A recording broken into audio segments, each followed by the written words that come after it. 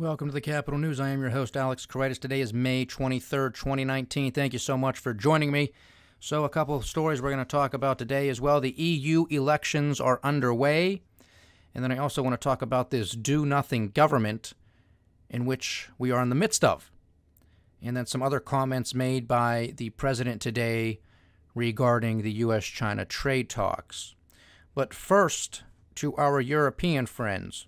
So this was the first day of European elections. They will be taking place over the next few days. The first countries to vote voted today. That would be the United Kingdom and the Netherlands. However, we are not going to know the results of all of the member countries voting until Sunday evening. So we have to wait until Sunday evening to find out who is being sent to Brussels, the European Parliament. It's going to be very interesting, in my opinion. This has been something that we have been discussing here for the past couple months, a little bit more obviously now since we are in the midst of it, and obviously with the backdrop of Brexit. This is something that was always moving in tandem with Brexit. This was a big question as to whether or not the UK would even take part in the EU elections because we were supposed to be out of the European Union. That, of course, being the UK. On March 29th. That was British law. That's what the British government agreed to. That's what the British Parliament agreed to. That's what they voted for. We're going to have a hard deadline on the 29th of March in the year 2019. Well, my goodness, a week from now, that's already 2 months ago. And they are still technically in the European Union. We have a deal from the Prime Minister, Theresa May, which is now a complete disgrace. It was defeated 3 times. It will be sent back to the floor of Parliament for a 4th vote. Of course, she was out earlier in the week, and we were having discussions on this, of how she is attempting to rebrand this deal. She's basically trying to appease everybody and their mother to get this thing to pass, because it suffered an historic defeat the first time, and I mean historic. It was the worst defeat in UK Parliament history. It's gotten a little bit better. People are voting for it on the 2nd and 3rd round, and now she really wants to get over the hump this time with the 4th go-around. However, anybody who believed in their manifesto of what they told the British people said, yes, you can vote for us, whether it was the Conservative Party or the Labour Party. We are going to honor the will and the voice of the people on the 2016 referendum, which led to Brexit. They wanted to leave the European Union. Well, here we are 3 years later, because that was June of 2016, and we're still in the European Union. Now, again, I have to stress this because this is very important, especially those who may be joining for the first time. I have been discussing this on this podcast since the beginning of this podcast back in February, not just because of the political implications, as interesting as they are, not just because of the economic ramifications, as interesting as those are and will be, but because of the institution of democracy. That is what is truly in question here. The people voted. The UK is supposed to be a beacon for democracy. It honestly is. It is a major country. The sun never set on the British Empire. I mean, that's something to say. And now, here we are, this quote-unquote New Deal brought forth by the Prime Minister, Theresa May. Now, there could perhaps be, if it is passed on its 4th go-around, there could perhaps be a second referendum. And I've been saying, if there is a second referendum, it is the duty and obligation of the British people to revolt, because their institution of democracy, their government is in complete shambles. It has been a takeover from the EU and from very corrupt members of their own government. Because I don't know what's going on here. I have given credit to Theresa May for months, at least in her rhetoric. I said maybe perhaps there is some sort of cynical ploy working in the background to keep the UK in the European Union for as long as possible, maybe to never even fulfill the wishes and the will of the British people by actually making the leave, making the break. I was hoping that wasn't the case. It now appears that the cynicism was correct, because I highly doubt that this deal will pass on the 4th go-around, which would just signal to the markets that there is going to be a no-deal Brexit, that it will be a hard Brexit. And of course now our new hard deadline is for October 31st, which is Halloween. So this is no joke. I mean, will they kick the can down the road again? Or will they just leave? I hope they just leave. They should have just left on March 29th, with a deal or without a deal. That was British law. That's what was agreed to. But of course, everybody throws their hissy fits. Everybody is a child. Everybody throws a temper tantrum. And then they have these other votes to take place and say, oh, well, we're not allowed to do this now because the will of Parliament, not the will of the people, but the will of Parliament. The people there, they don't want to leave, which is true. Most members of Parliament voted to remain, not to leave, not to be part of Brexit. So now this is in shambles. Now you have many members of Theresa May's cabinet, many of her ministers are now resigning because this is a joke. These people are trying to save face of any type of credibility that they may have left, so they're resigning. Theresa May is staying in there. We know she will eventually resign, but she's clinging to hope. She's toughing it out. So give her credit for having grit and determination, but I mean, she's failing across the board. Now, I don't know if the EU and the bureaucrats, the higher up levels there, have pictures of Theresa May, or if they are bribing her or paying her off. I hope this isn't the case. But if you look at the actions of what is taking place in this new deal, this new branded deal, it appears that she has been corrupted. Because this is a total shame. Not even close to fulfilling Brexit. Not even for a second. So now you have the likes, again, of Nigel Farage. Again, any of you out there who are not familiar with Nigel Farage, take the time to read some articles on the man. Take some time to actually go on YouTube, Google him, Nigel Farage, last name Farage, and you can watch a number of his speeches before the European Parliament, of which he has been a member of for 20 years, completely criticizing them from day one, saying this is a failed experiment from day one. This should not exist, this European experiment. It doesn't work. You are taking the sovereignty away from all of these individual countries. You are just a concentration of power. People do not know you. They have to pay billions of dollars a year to support this monstrosity that is the EU Parliament and bureaucracy. And it's just not right. It's going to fall on its face politically. It's going to fall on its face economically. And he's been saying this for 20 years. He finally had his day in the sun in June of 2016 when enough of his fellow countrymen in the UK said, that's it. We're done. He's right. We thought he was crazy for 20 years, but you know what? We're tired of this. We want out. And so now he's back in the fold because he actually believed, and he just admitted this the other day in a big rally, that he said the biggest mistake of his political career was believing that Theresa May, her government, and the members of British Parliament were actually going to follow through with Brexit. He said he actually believed them when they all said they were going to fulfill the wishes and the will of the British people. So now he is back in the fold.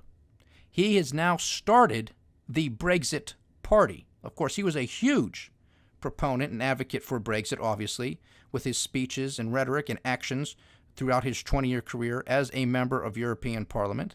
But he was also the founder of UKIP, the United Kingdom Independence Party. He is now no longer associated with that for political shenanigans and all that drama that took place over there. I'm not going to get into it. But now he has just started his own party, once again, the Brexit Party. They've only been around for about 5.5 weeks because they thought they were going to leave. But now they're not. So now he said, well, hell with all of this nonsense. I'm starting another party, the Brexit Party. And lo and behold, there are a lot of members of this party already in a very short period of time with other candidates who are taking place in the elections. And of course, those elections were held today in the UK and in the Netherlands.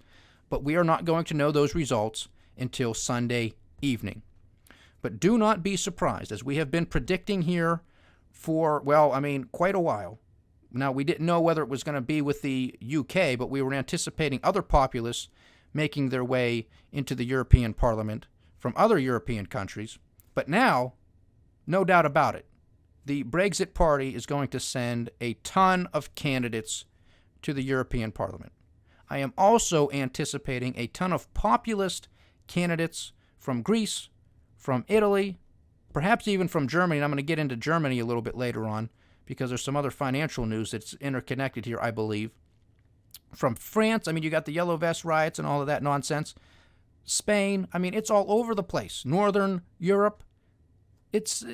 I think the populists are pretty much going to take over because they are tired of having everybody from the European Parliament dictate from on high how these individual countries have to respond and behave to their own political and or economic crises or events. Maybe they're not crises, just how they are operating on a day-to-day basis.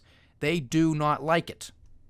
Okay? This would be akin to Washington, D.C. dictating to every single state how they have to play ball in a whole host of areas. They would fight back, and states on a daily basis continue to fight back against Washington, D.C. if they think that the federal government is abusing their powers. It's an overreach. The states have their authority, and they think that the federal government is overstepping their bounds. It's the same thing. It is the same thing. However, the political union and the economic union of which the European Union is attempting to integrate is not the same as the United States, and that's why it is a failure in Europe, because they have a whole host of history, fighting, warring against each other, different cultures, different beliefs, and to think that you can just unite everybody and then create a common currency called the euro and think that everything is just going to be A-OK was ludicrous. I mean, maybe perhaps a good idea on paper, maybe not, but in practice, it has not been a success, to say the least. And again, here, I honestly believe that the European Union will disintegrate within a decade, if not earlier. But in a decade, that is my prediction. I will not be surprised if the euro ceases to exist. I am anticipating a big sell-off in the euro. I just am, because I think that the Europeans are in a lot of trouble, given their political shenanigans and given their economic shenanigans with the European Central Bank and having negative interest rates, how that is affecting European banks. They can't make money. Banks are supposed to borrow money at cheap rates and then lend it out at a higher rate and pocket the spread, pocket the difference. Well, if you have negative interest rates, you got a problem. Nobody's earning any money. They're not paying their depositors anything on their deposits. People who have a savings account aren't making any money. People who are buying German bonds aren't making any money. I mean, it's just completely backwards. But banks can't make money in this environment, and we're going to have that discussion if I have time regarding Deutsche Bank.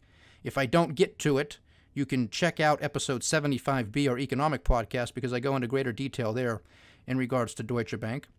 But I want to continue here briefly back here with the United States with our do-nothing government, because we were talking yesterday how Nancy Pelosi is making comments of the president is undergoing a cover-up. He is in the midst of a cover-up. Of course, there was no crime, there was no collusion, there was no conspiracy. You have Democrats clinging to hope that somehow obstruction of justice will stick. Of course, the Attorney General, Bill Barr, came out and said we're not moving forward. We're not going to charge the president with obstruction of justice because we don't believe there is enough evidence to prove beyond a reasonable doubt that he committed obstruction of justice. Now, if you think differently, you can vote him out in 2020. Until then, stop. We have issues that we have to deal with. We got a lot of issues that we have to deal with. And so Nancy Pelosi coming out and making that comment, the president had enough of it. He's done with these investigations. He's done sending everybody and their mother now in front of Congress to continue to answer the same questions. How Congress thinks they're going to come up with a different conclusion is beyond me, but of course the Democrats are in control of these various committees in the House. So I guess they can make whatever conclusion they want. But nevertheless, the president said, enough of this. I'm not going to have it. And, pretty much walked away from the negotiating table because we thought maybe if anything was going to be accomplished this year, or even between now and the 2020 presidential election itself, from a domestic standpoint, would have been infrastructure. But now both sides are away from the table. Can they get back together? Of course they can. It's a possibility. But at least for right now, it ain't going to be happening anytime soon. Now, of course, the president still has a lot of power and authority when it comes to foreign policy. So I hope He isn't now saying, well, I got all this free time because I was going to be negotiating with the Democrats and also members of the Republican Party to put together this great infrastructure deal to get our budget passed as well for 2020 and still do things with immigration and maybe get some things done. Now, I have pretty much no domestic policy. Now I'm going to focus on all of the foreign activity, and I hope he does not escalate things when it comes to Venezuela and all of the saber rattling that we have been witnessing in the Persian Gulf, and particularly with Iran.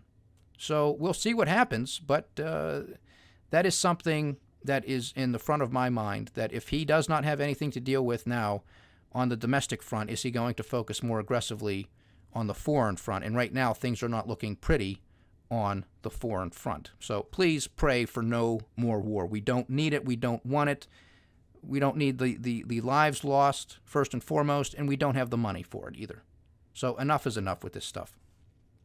But a do-nothing government, this is true of both sides, because Senate Majority Leader Mitch McConnell thinks simply increasing the smoking age to 21 is going to solve all of our problems. I mean, you can't make this stuff up. Get rid of all of them. Get rid of all of them. They want to impeach the president. Of course, they don't want to impeach themselves. Of course, they don't want kicked out. But, I mean, even the president today in his latest press conference was saying, you know, Nancy Pelosi, she's crazy. She lost it. I don't know if Nancy ever had it. You can't lose something you never had. I mean, this woman is beyond the pale. And she's saying, well, I'm praying for the president because I'm concerned that he's crazy. This is what we're talking about. This is kindergarten stuff. Meanwhile, we have $22.3 trillion and counting as I look at the U.S. debt clock. This is something that we refer to here quite a bit on this podcast, and we'll continue to do because nothing's changing. I would love to see a lot of these numbers go in the opposite direction, but they're not. They're just getting bigger and bigger and bigger as I sit here, driving me crazy, making my head spin. But nevertheless, that's where we are. So we're at $22.3 trillion. We have $1.1 trillion in spending on Medicare and Medicaid, which, by the way, is going to be insolvent in a handful of years. We are spending $1 trillion per year on Social Security, which is also going to be insolvent within about a decade, if not earlier. We're spending $700 billion on our defense. But you know what? Don't worry about a thing, because I'm not going to let little Beth and Bobby smoke at 18 years anymore, and that's going to solve all these problems. And the president and the Democrats can't get together because everybody thinks everybody else is crazy. So nothing's going to get done. Again, hopefully we don't end up going to war, because sadly, when all else fails, that's something in the back pocket. When all else fails, let's go to war. Let's distract people. Let's try to get some sort of economic stimulus from that. I hope that's not the case, but it has happened. History has proven as much. So now we have a do-nothing government. Will this persist for the next, 16, 18 months until 2020, the presidential election? I hope not. I hope something can get done, but it's becoming less and less likely that that's going to be the outcome. Now, in regards to President Trump and some of his comments he made this afternoon in regards to the U.S.-China trade talks, of course, a lot of the chaos that we have been witnessing within these talks as of late and within the financial markets has been in regards to Huawei, the telecom giant out of China, and how the U.S. has been placing restrictions on their ability to do business in the United States and allowing or disallowing U.S. companies from doing business with Huawei. Now he says today, it's possible that Huawei will be a part of the deal. It will be a part of the negotiations. Now, of course, this wasn't enough to lift the markets out of negative territory, but there was a little bit of a rise at the end of the day. And, of course, the president made his comments at the end of the trading day. I don't believe that's a coincidence. But nevertheless, there he was out there saying, well, it's dangerous. Huawei's dangerous. They're very dangerous. But it's possible that they'll be a part of the upcoming deal. I don't know what to tell you, because we were told for months that there was going to be a deal a couple of months ago, which hasn't happened, and it probably isn't going to happen anytime soon. So this is just hot air. I wish I could listen to the president and say, well, my goodness, this is a man of his word. This is a man of honor. This is what he said. This is what's going to take place. It's possible that it's going to be a part of a deal. I have no idea. Maybe it will, maybe it won't. Stay tuned. Now, getting to Germany and in regards to Deutsche Bank. Now, those of you who follow us on the economic podcast, I have mentioned Deutsche Bank in previous podcasts, and we had that discussion in part on Deutsche Bank today on episode 75B. And the reason I think that this is important and goes to the question of populism throughout the world, but this obviously specifically to Europe and more specifically to Germany, because this is one of their largest banks and one of the largest banks in the world, especially it used to be. Their share price is pretty much in the toilet. They are making new lows on a daily basis. Their share price is currently trading at $7.23 a share. Just for reference, previous to the financial crisis in 08-09, Deutsche Bank was trading at $146 per share.